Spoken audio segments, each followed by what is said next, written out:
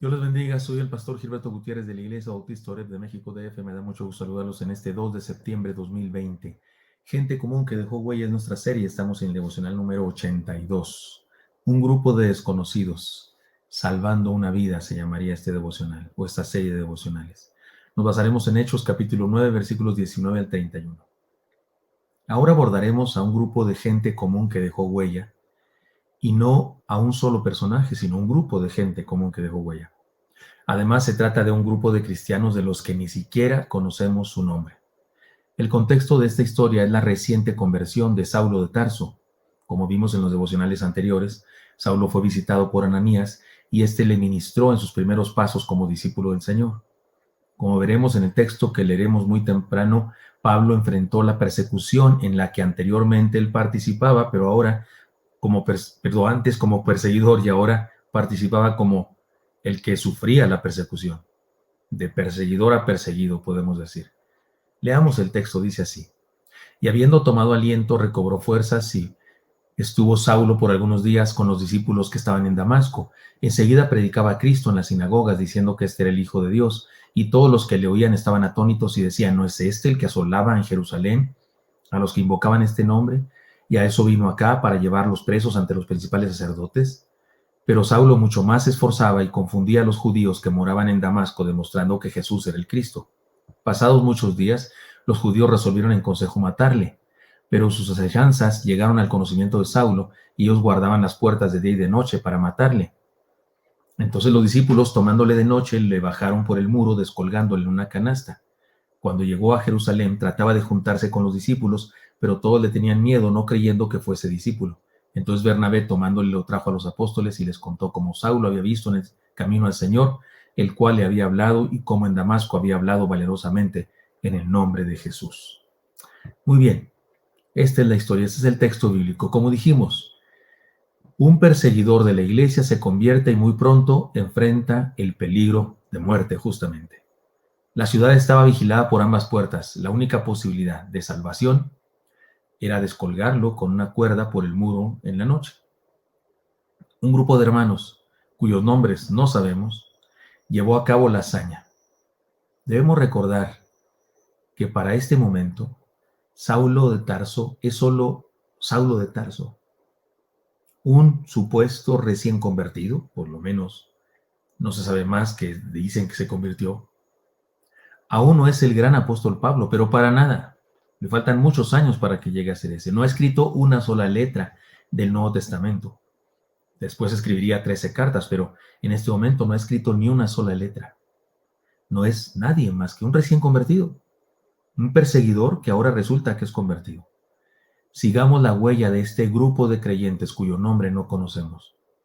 Primera enseñanza, obvia y directa, seco, directo y a la cara. Sirvamos al prójimo. En Juan 13, 1 al 14, el Señor les da a sus discípulos, y con ellos a nosotros también, una de las lecciones más extraordinarias y hermosas de su discipulado.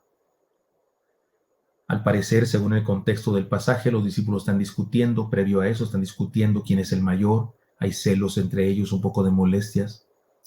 Parece que más atrás todavía Jacobo y Juan habían solicitado al Señor que cuando viniera en su reino, uno de ellos estuviera a la derecha y otro a la izquierda. Y ahora hay discusiones, quién es el más grande, quién es el mayor, las discusiones típicas de la raza humana, porque así somos, egocéntricos, egoístas, competitivos. Llegan a la casa, como siempre que llegaban a alguna casa, es probable que entre ellos se lavaban los pies. En todas las casas había un lugar donde había agua, una piedra o un pedazo de madera donde alguien se paraba, se quitaba los zapatos y le vaciaban agua en los pies para que entrara a la casa, porque las casas no se entraba con sandalias, se entraba descalzo. Y por supuesto que los pies estaban llenos de lodo si era tiempo de lluvias, o de polvo si era tiempo de sequía, y por eso había que lavarlos. Pero ese día nadie los lavó a nadie, y están compartiendo los alimentos y nadie le lavó los pies a nadie. Y eso Jesucristo, al darse cuenta de todo esto que está pasando, toma la posición de esclavo, de siervo.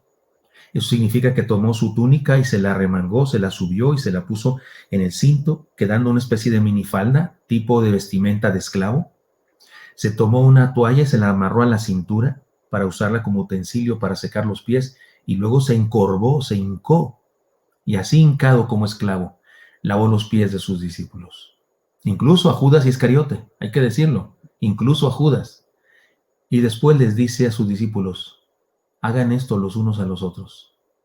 Se trata sin duda de una exhortación de servicio. Él es el Todopoderoso, Él es el dueño del universo, Él no tuvo por qué haber hecho eso. De hecho, cuando llegó con Pedro, Pedro le dijo, Señor, a mí no me lavarás los pies jamás, olvídate. Y Jesús le dice, bueno, si no me dejas lavarte, no tendrás parte conmigo en mi reino. Y entonces Pedro dice, lávame todo. Entonces el Señor le dice, el que está limpio ya está limpio, no te preocupes. Pero aquí el Señor le está dando una lección, nos está dando a todos una lección extraordinaria de servicio. De eso se trata el cristianismo verdadero, de servicio. Como dicen, quien no vive para servir, no sirve para vivir. Me gusta más la versión corta que dice, el que no sirve, no sirve.